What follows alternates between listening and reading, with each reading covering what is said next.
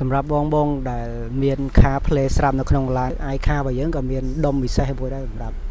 នៅពេលដែលយើងដោតនៅជាប់ឡានយើងទៅគឺអាចប្រើប្រាស់ដូចជាម៉ាស៊ីន Android មួយអញ្ចឹងហើយប្រើប្រាស់ YouTube ឬក៏មើលអីផ្សេង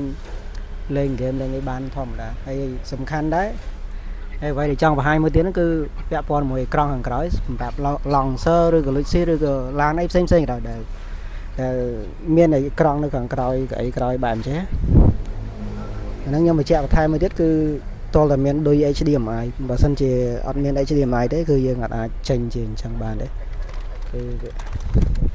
នេះសម្រាប់ឡាន Luxy នេះគឺគាត់មានដូច HDMI នៅអេក្រង់ខាងក្រោយអញ្